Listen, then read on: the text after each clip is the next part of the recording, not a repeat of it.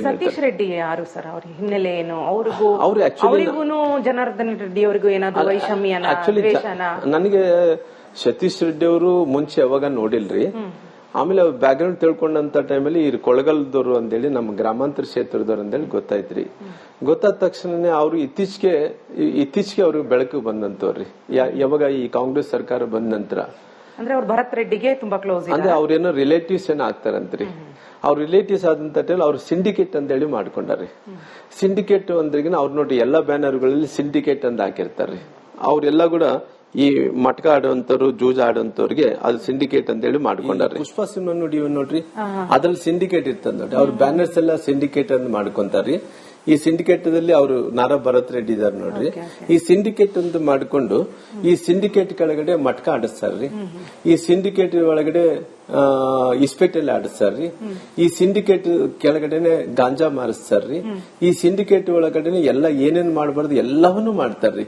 ಈ syndicate amount ಬಂದು ಸತೀಶ್ ರೆಡ್ಡಿ ಅವ್ರಿಗೆ ಸೇರ್ಕೊಂತದ್ರಿ. ಅವರು ಸತೀಶ್ ರೆಡ್ಡಿಗೆ ಡೈಲಿ ಮಿನಿಮಮ್ ಅವ್ರದ್ದು 1 ಕೋಟಿ ರೂಪಾಯಿ ಕಲೆಕ್ಷನ್ ಆಗುತ್ತೆ. ಸುಮ್ನೆ ಇಲ್ಲಿಗಲ್ ಆಗಿ 1 ಕೋಟಿ ರೂಪಾಯಿ ಕಲೆಕ್ಷನ್. ಅವ್ರು ಕೂಡ ಎಲ್ಲಿ ಇರ್ತಾರ, ಅಲ್ಲೆಲ್ಲೋ ಇರ್ತಾರಂತ್ರಿ. ಅವ್ರ ಮನೆ ಎದುರುಗಡೆ ಹೋದ್ರೆ ರೀ ಎಲ್ಲ ಈ ಸಿಮೆಂಟ್ ಚೀಲ ಎಲ್ಲ ಕೂಡ ಈ border security India Pakistan border ಇರ್ತದ, ಅಲ್ಲಿ ಸಿಮೆಂಟ್ ಚೀಲಗಳೆಲ್ಲ ಇಟ್ಕೊಂಡು ಗನ್ ಇಟ್ಕೊಂಡಿರ್ತಾರೆ. ಪ್ರೈವೇಟ್ ಗನ್ ಮೇಲೆ ಹಂಗ ಇಟ್ಕೊಂಡಿರ್ತಾರ್ರಿ. ಆತ 3ನೇ ಮಾಡಿ ಮೇಲೆ ಇರ್ತಾರಂತ್ರಿ. ಡೈಲಿ 1 ಕೋಟಿ ರೂಪಾಯಿ ಸಂಪಾದನೆ ಮಾಡ್ತಾರ್ರಿ. ಡೈಲಿ ಅವ್ರ ಇನ್ಕಮ್ ಬಳ್ಳಾರಿ ಎಲ್ಲ ಇಲ್ಲಿಗಲ್ ಆಕ್ಟಿವಿಟೀಸ್ ರೀ. ಇವ್ ಮಟಕ ಎಲ್ಲ ಕೂಡ ರೀ ಓಣಿಯಲ್ಲಿ ಬರೀತಾರ್ರಿ. ಮಟಕ ಅಂದ್ರೆ ಇಸ್ಪೇಟಲ್ಲಿ ಅಲ್ರಿ. ಇಲ್ಲಿ ನೋಡಿ ಇಸ್ಪೇಟಲ್ಲಿ ಎಲ್ಲೆಲ್ಲ ಆಡ್ತಾರ ನೋಡ್ಸ್ಬಿಡ್ತೀನಿ. ನನ್ನ ಹತ್ರ ಇದೆ. ಇಸ್ಪೇಟಲ್ಲಿ ರೀ ಒಂದು ಓಣ್ಯಾಗ ಆಡ್ತಾರೆ. ಇಸ್ಪೇಟಲ್ಲಿ ಹೆಂಗ್ ಆಡ್ತಾರೆ ಸಾಕಷ್ಟು ರೀ.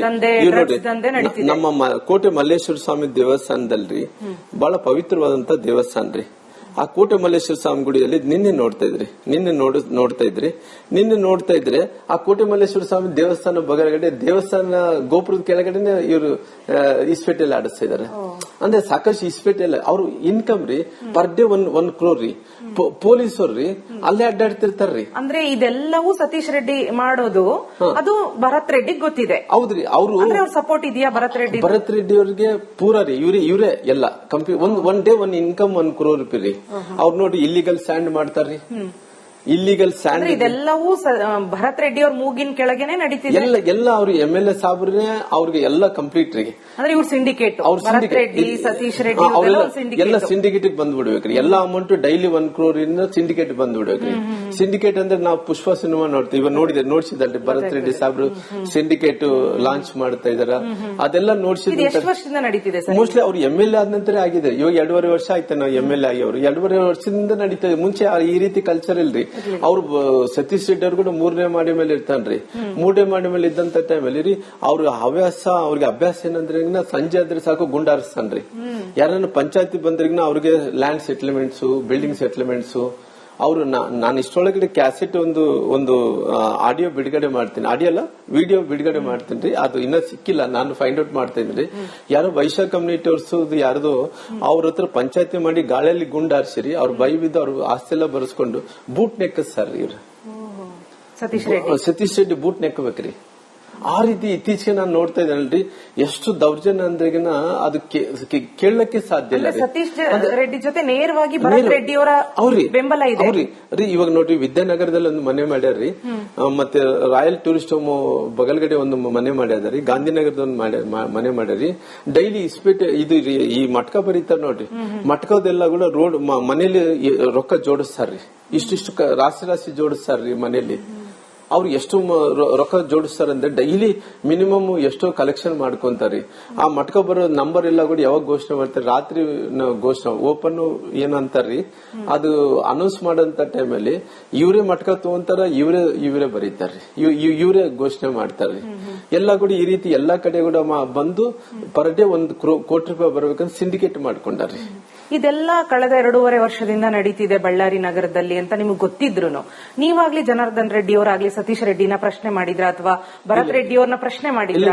ಯಾವತ್ತು ಪ್ರಶ್ನೆ ಮಾಡಿದ್ದಿಲ್ಲ ರೀ. ಯಾಕಂತ ಹೇಳಿದ್ರೆ ನಾನು ಬಹಳಷ್ಟು ಸಾರಿ ಗಮನಿಸಿದ್ದೇನ್ರಿ. ಗಮನಿಸಿದಂತ ಟೈಮಲ್ಲಿ ಕೂಡ ಅವ್ರ ಸರ್ಕಾರ ಇದೆ. ಸರ್ಕಾರ ಜೊತೆ ಅವ್ರ ಮಂತ್ರಿಗಳು, ಅವ್ರ ಮಿನಿಸ್ಟರ್ಗಳ ಅವರು ಇನ್ಚಾರ್ಜ್ ಮಿನಿಸ್ಟರ್ಸ್ ಇದ್ದಿದ್ರ. ಪೊಲೀಸ್ ಇದಾರ ಅವರೆಲ್ಲ ಕೂಡ ರಕ್ಷಣೆ ಮಾಡಬಹುದಿತ್ತು, ಅವರೆಲ್ಲ ಕೂಡ ಸಪೋರ್ಟ್ ಮಾಡ್ತಾ ಇದಾರೆ ಅನ್ನೋದು ಗೊತ್ತಿದ್ದಿಲ್ಲ ನನಗೆ. ನಾನು ನಂತರ ನಮ್ಮ ಅಡಿಷನಲ್ ಎಸ್ ಪಿ ಸಾಹೇಬ್ರು ಎಸ್ ಪಿ ಅವರಂತೂ ಯಾರು ಹೆಣ್ಮಗಳು ಇದ್ದಲ್ರಿ, ಅವ್ರೇನೋ ಟ್ರಾನ್ಸ್ಫರ್ ಆಯ್ತು 1 ವರ್ಷ ಆದ್ಮೇಲೆ, ಅದು ಪ್ರೋಸೆಸ್ ಬೇಕಾದ್ರೆ 1 ವರ್ಷ ಆದ್ಮೇಲೆ ತಗೊಂಡ್ಬಿಡ್ತಾರ್ರಿ. ಆ ಹೆಣ್ಮಗಳು ನಂತರ ಹೊಸ ಎಸ್ ಪಿ ಅವ್ರು ಪವನ್ ನಿಜ್ಜೂರ್ ಅವ್ರು ಬಂದಿದ್ರು. ಅವ್ರು ಕೂಡ ಪಾಪ 24 ತಾಸಲ್ಲಿ ಅವರು ಪಾಪ ಸಸ್ಪೆಂಡ್ ಆದ್ರು. ನಂತರ ಈ ಅಡಿಷನಲ್ ಎಸ್ ಪಿ ಸಾಹೇಬ್ರು ಅವ್ರ ಬ್ಯಾಕ್ ಗ್ರೌಂಡ್ ಏನ್ರಿ ಅಂದ್ರೆ ಅವ್ರು ಡಿಎಸ್ಪಿ ಆಗಿ ಬಳ್ಳಾರಿಯಲ್ಲಿ ಬಂದಿದ್ರಿ. ಬಳ್ಳಾರಿಯಲ್ಲಿ ಡಿಎಸ್ಪಿ ಇದ್ದಂತ ಟೈಮಲ್ಲಿ ಕೂಡ ಅವತ್ತು ಕೂಡ ಸಂದರ್ಭದಲ್ಲಿ ನಮ್ಮ ಹತ್ರ ಸ್ವಲ್ಪ ವಿರೋಧ ಇತ್ರಿ. ವಿರೋಧ ಇದ್ದಂತ ಟೈಮಲ್ಲಿ ಕೂಡ ಅವರು ಡಿಎಸ್ಪಿ ಇದ್ದಂತ ಟೈಮಲ್ಲಿ ಕೂಡ ಸಾಕಷ್ಟು ಹತ್ಯೆಗಳು ನಡೆದವ್ರಿ. ಇಲ್ಲಿ ಬಳ್ಳಾರಿಯಲ್ಲಿ ಕೂಡ ಅವ್ರು ಇದ್ದಂತ ಟೈಮಲ್ಲಿ ಹತ್ಯೆಗಳು ನಡೆದಂತ ವಿಚಾರದಲ್ಲಿ ಕೂಡ ಡಿಎಸ್ಪಿ ಸಾಹೇಬ್ರು ಅಂತ ಅವ್ರ ಹೆಸರು ರವಿಕುಮಾರ್ ಎಎಸ್ಪಿ ಅವರು, ಅಡಿಷನಲ್ ಎಸ್ ಪಿ ಅವರು. ಅವ್ರು ಇದ್ದಂತ ಟೈಮಲ್ಲಿ ಅವತ್ತು ಕೂಡ ಡಿಎಸ್ಪಿ ಇದ್ದಂತ ಟೈಮಲ್ಲಿ ಹತ್ಯೆಗಳು ನಡೆದವ್ರಿ. ಆ ನಡೆದಂತ ಟೈಮಲ್ಲಿ ಅವ್ರನ್ನ ಅಡಿಷನಲ್ ಎಸ್ ಪಿ ಸಾಹೇಬರಾಗಿ ತಗೊಳೋದಕ್ಕಿಂತ ಮುಂಚೆ ಅವ್ರನ್ನ ಅವತ್ತಿನ ಸಂದರ್ಭದಲ್ಲಿ ನಾವೆಲ್ಲ ಕೂಡ ಅವ್ರ ಹತ್ರ ಜಗಳ ಮಾಡ್ಕೊಂಡಿದ್ವಿ, ಅವ್ರ ವಿರುದ್ಧವಾಗಿ ನಾನು ಮಾಡಿದ್ವಿ ಕೆಲಸ ಅನ್ನೋದ ಕಾರಣ ಅವ್ರು ಇಲ್ಲಿ ತಗೊಂಡ ನಂತರ ಕೂಡ ಅವರು ಯಾವತ್ತೂ ಕೂಡ ನೋಡ್ರಿ ಅಲ್ಲಿ ಮಟಕ ನಡೆಸಿರ್ತಾರ, ಮನೆಯಲ್ಲೆಲ್ಲ ಕೂಡ ರೊಕ್ಕ ಜೋಡಿಸ್ತಾರ, ರಾಶಿ ಜೋಡಿಸ್ತಾರ್ರಿ. ಯಾವತ್ತು ಕೂಡ ಅಬ್ಜೆಕ್ಷನ್ ಮಾಡಿದ್ದಂತೂ ಏನಿಲ್ಲ ರೀ. ಎಲ್ಲ ಕೂಡ ಪೊಲೀಸರೆಲ್ಲ ಕೂಡ ಅವ್ರ ಮನೆ ಸುತ್ತ ಅಡ್ಡಾಡ್ತಿರ್ತಾರ್ರಿ. ಇದೆಲ್ಲ ಕಳೆದ 2.5 ವರ್ಷದಿಂದ ನಡೀತಿದೆ ಬಳ್ಳಾರಿ ನಗರದಲ್ಲಿ ಅಂತ ನಿಮಗೆ ಗೊತ್ತಿದ್ರು ನೀವಾಗ್ಲಿ ಜನಾರ್ದನ್ ರೆಡ್ಡಿ ಅವರಾಗ್ಲಿ ಸತೀಶ್ ರೆಡ್ಡಿನ ಪ್ರಶ್ನೆ ಮಾಡಿದ್ರ ಅಥವಾ ಭರತ್ ರೆಡ್ಡಿ ಅವ್ರನ್ನ ಪ್ರಶ್ನೆ ಮಾಡಿದ್ರ? ಯಾವತ್ತು ಪ್ರಶ್ನೆ ಮಾಡಿದ್ದಿಲ್ಲ ರೀ. ಯಾಕಂತ ಹೇಳಿದ್ರೆ ನಾನು ಬಹಳಷ್ಟು ಸಾರಿ ಗಮನಿಸಿದೇನ್ರಿ. ಗಮನಿಸಿದಂತ ಟೈಮಲ್ಲಿ ಕೂಡ ಅವ್ರ ಸರ್ಕಾರ ಇದೆ, ಸರ್ಕಾರ ಜೊತೆ ಅವ್ರ ಮಂತ್ರಿಗಳಾಗಿ ಅವ್ರ ಮಿನಿಸ್ಟರ್ಗಳ ಅವರು ಇನ್ಚಾರ್ಜ್ ಮಿನಿಸ್ಟರ್ಸ್ ಇದ್ದಾರ, ಪೊಲೀಸ್ ಇದಾರ, ಅವರೆಲ್ಲ ಕೂಡ ರಕ್ಷಣೆ ಮಾಡಬಹುದಿತ್ತು, ಅವರೆಲ್ಲ ಕೂಡ ಸಪೋರ್ಟ್ ಮಾಡ್ತಾ ಇದಾರೆ ಅನ್ನೋದು ಗೊತ್ತಿದ್ದಿಲ್ಲ ನನಗೆ. ನಾನು ನಂತರ ನಮ್ಮ ಅಡಿಷನಲ್ ಎಸ್ ಪಿ ಸಾಹೇಬ್ರು ಎಸ್ ಪಿ ಅವರಂತೂ ಯಾರು ಹೆಣ್ಮಗಳು ಇದ್ದಲ್ರಿ, ಅವ್ರೇನೋ ಟ್ರಾನ್ಸ್ಫರ್ ಆಯ್ತು 1 ವರ್ಷ ಆದ್ಮೇಲೆ, ಅದು ಪ್ರೋಸೆಸ್ ಬೇಕಾದ್ರೆ 1 ವರ್ಷ ಆದ್ಮೇಲೆ ತಗೊಂಡ್ಬಿಡ್ತಾರ್ರಿ. ಆ ಹೆಣ್ಮಗಳು ನಂತರ ಹೊಸ ಎಸ್ ಪಿ ಅವ್ರು ಪವನ್ ನಿಜ್ಜೂರ್ ಅವ್ರು ಬಂದಿದ್ರು. ಅವ್ರು ಕೂಡ ಪಾಪ 24 ತಾಸಲ್ಲಿ ಅವರು ಪಾಪ ಸಸ್ಪೆಂಡ್ ಆದ್ರು. ನಂತರ ಈ ಅಡಿಷನಲ್ ಎಸ್ ಪಿ ಸಾಹೇಬ್ರು ಅವ್ರ ಬ್ಯಾಕ್ ಗ್ರೌಂಡ್ ಏನ್ರಿ ಅಂದ್ರೆ ಅವ್ರು ಡಿಎಸ್ಪಿ ಆಗಿ ಬಳ್ಳಾರಿಯಲ್ಲಿ ಬಂದಿದ್ರಿ. ಬಳ್ಳಾರಿಯಲ್ಲಿ ಡಿಎಸ್ಪಿ ಇದ್ದಂತ ಟೈಮಲ್ಲಿ ಕೂಡ ಅವತ್ತು ಕೂಡ ಸಂದರ್ಭದಲ್ಲಿ ನಮ್ಮ ಹತ್ರ ಸ್ವಲ್ಪ ವಿರೋಧ ಇತ್ರಿ. ವಿರೋಧ ಇದ್ದಂತ ಟೈಮಲ್ಲಿ ಕೂಡ ಅವರು ಡಿಎಸ್ಪಿ ಇದ್ದಂತ ಟೈಮಲ್ಲಿ ಕೂಡ ಸಾಕಷ್ಟು ಹತ್ಯೆಗಳು ನಡೆದವ್ರಿ. ಇಲ್ಲಿ ಬಳ್ಳಾರಿಯಲ್ಲಿ ಕೂಡ ಅವ್ರು ಇದ್ದಂತ ಟೈಮಲ್ಲಿ ಹತ್ಯೆಗಳು ನಡೆದಂತ ವಿಚಾರದಲ್ಲಿ ಕೂಡ ಡಿಎಸ್ಪಿ ಸಾಹೇಬ್ರು ಅಂತ ಅವ್ರ ಹೆಸರು ರವಿಕುಮಾರ್ ಎಎಸ್ಪಿ ಅವರು, ಅಡಿಷನಲ್ ಎಸ್ ಪಿ ಅವರು. ಅವ್ರು ಇದ್ದಂತ ಟೈಮಲ್ಲಿ ಅವತ್ತು ಕೂಡ ಡಿಎಸ್ಪಿ ಇದ್ದಂತ ಟೈಮಲ್ಲಿ ಹತ್ಯೆಗಳು ನಡೆದವ್ರಿ.